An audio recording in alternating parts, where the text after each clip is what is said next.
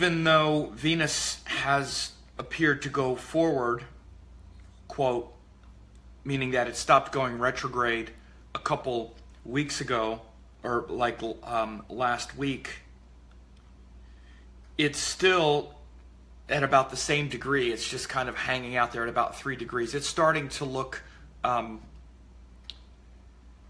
little different. It's starting to move forward a little bit now, but you know, it's barely moving. It's moving like, you know, 20 seconds of arc every day, which, you know, Venus usually moves about a degree a day when it's moving at its general pace. Now it's barely moving like 1/5 or 1/10 of that. It's just like kind of hardly moving at all. So those Venus areas still feel very stuck, which would be like, of course, relationships with other people, moving forward on relationships that maybe feel stuck in some ways, or where you've been trying to kind of get your way. You might just feel kind of stuck, even though Venus was retrograde. It's not retrograde anymore, but it's not really moving very fast anymore. And at the same time, it's, you know, Saturn is also stationary. It's kind of stuck. Stationary retrograde. Venus is stationary direct, but still they're kind of not moving. Jupiter is, you know, Jupiter is also retrograde. And Mercury is retrograde. Pretty close to the Sun. So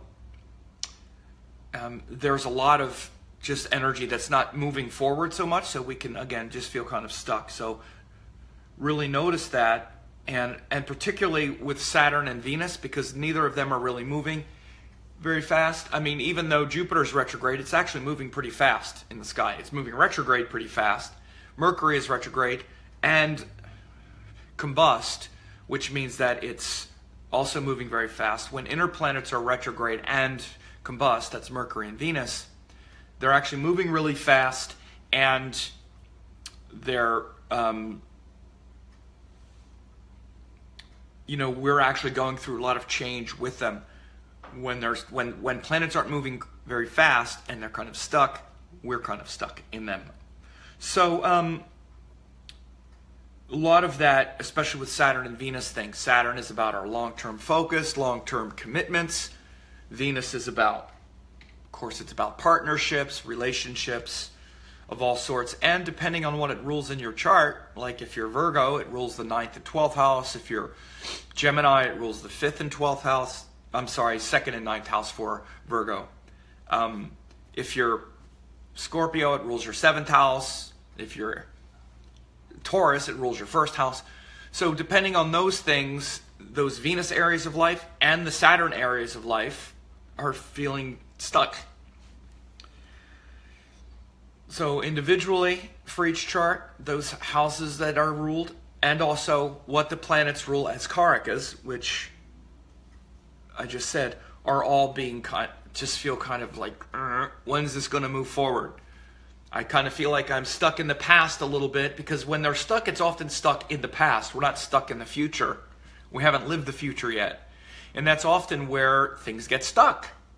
They get stuck in the past. It's like, all right, I need to move on from this, but something familiar, something I'm not sure I'm finished with. I don't want to move on and then go back and all.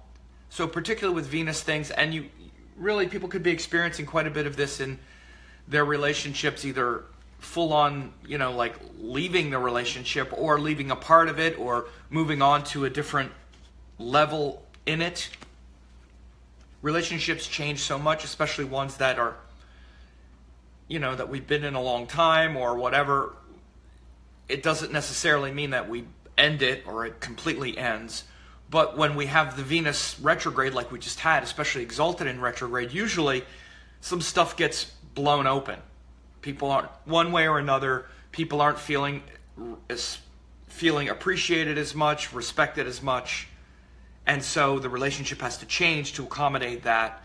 And now we're at the point after that, when Venus is moving forward, or it's no longer retrograde and it's not really moving forward yet.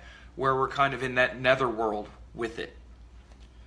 So whether, again, that doesn't always mean you end a marriage or end a relationship. It means that it has to change and you're not really moving forward with it yet. You're kind of like, stubbornness is a part of it, you could say. Planets that are stationary get entrenched. So notice that around Venus and Saturn themes.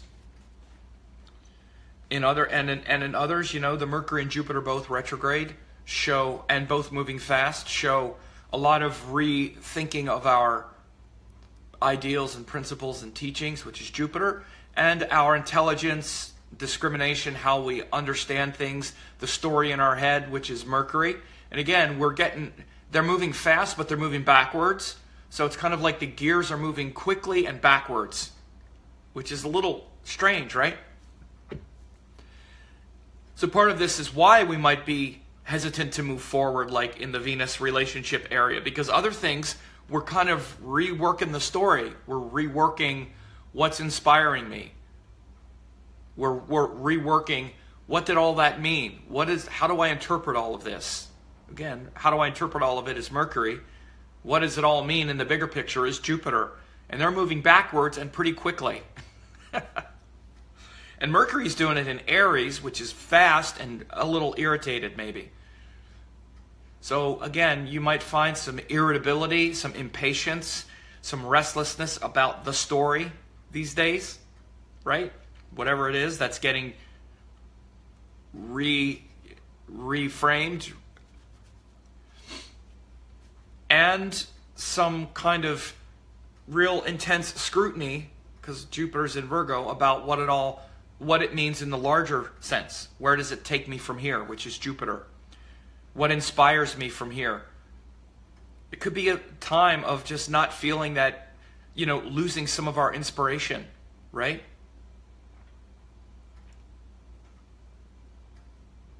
Not feeling as inspired because Jupiter in Virgo is already not so inspired. Retrograde is even less.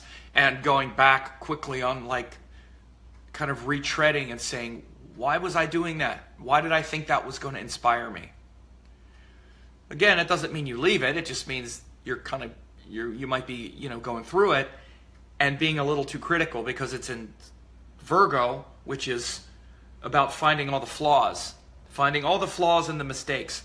Again, it's why it's not so great. Jupiter's not so great in Virgo, because Jupiter's kind of where it's the part of us that's really looking to rise above all the flaws, rise above all the problems. And Virgo is all the problems, and noticing them all, categorizing them all, putting them all in the right column.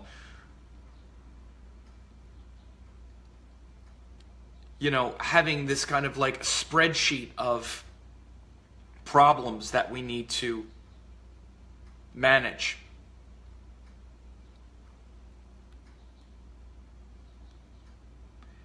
And within that, the last few days, we've had the moon hemmed between Saturn and Ketu.